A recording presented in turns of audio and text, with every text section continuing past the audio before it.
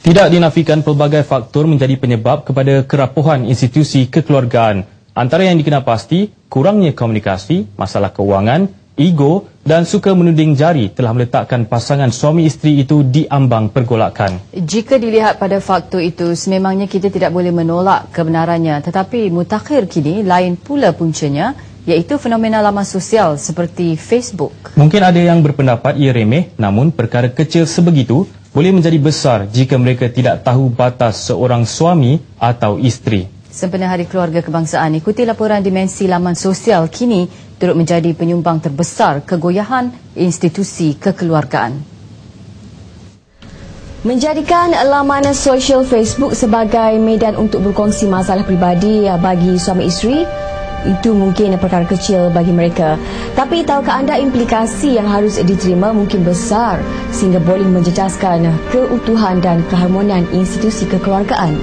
Statistik Jabatan Kemajuan Islam Malaysia JAKIM pada 2009 menunjukkan proses penceraian berlaku setiap 15 minit di kalangan umat Islam ada kaitan dengan Facebook. Paling membimbangkan, sepanjang Januari hingga April lalu, kira-kira 15 hingga 20% suami isteri mengalami pergolakan rumah tangga ekoran campur tangan pihak ketiga hingga menyebabkan penceraian. Lebih parah, masalah peribadi yang sepatutnya dileraikan dengan cara tertutup kini dikongsi dunia sekaligus menghakis budaya dan adat ketimuran. Saya rasa memang hilang adat-adat ketimuran. Sebab kalau sepatutnya kalau kita berbalik kepada kalau kita berbalik kepada apa yang diajar dalam Islam sekalipun, kita tengok kalau sekiranya ada masalah suami isteri, kalau dah tak boleh nak selesaikan dengan cara damai suami dan isteri, dia kena cari orang tengah. Dia kata cari orang tengah tu, dan benda tu berlaku dengan kerahsiaan. Dia benarkan untuk bercerita kepada orang tengah tersebut pun dengan kerahsiaan, bukan dengan menyebarluaskan berita tersebut sehingga akan mendatangkan masalah yang lain. Kan yang kata kalau tak silap salah istilahnya kita panggil as-sulh, orang yang menjadi pendamai antara kedua belah pihak. Dan sebab bagi saya rasanya lah kalau kata bila dah keluar ke Facebook, dia bukan ke arah perdamaian dah, dia akan kutuk-mengutuk.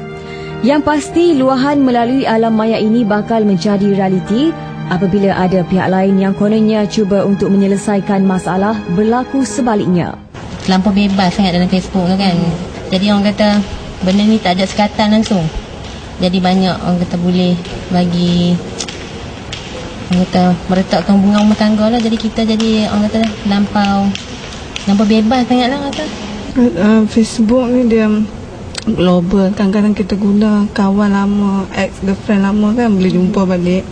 Jadi sikit sebanyak mengganggu lah, mengganggu hubungan rumah tangga kan. Kadang-kadang semua sibuk, macam Facebook ni di hujung jari saja. Kalau Facebook ni kita guna dengan cara baik, dia menghasilkan hasil yang baik lah.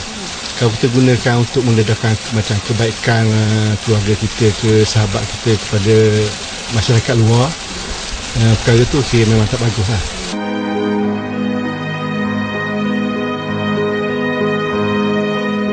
Kesan dia memang amat ketara sebab dia boleh mendatangkan kesan psikologi yang begitu teruk, di mana biasanya kalau kanak-kanak yang ibu bapanya bercerai dan sebagainya, dalam konteks psikologi kita katakan mereka ni adalah dalam golongan kanak-kanak yang berisiko tinggi dari segi emosi.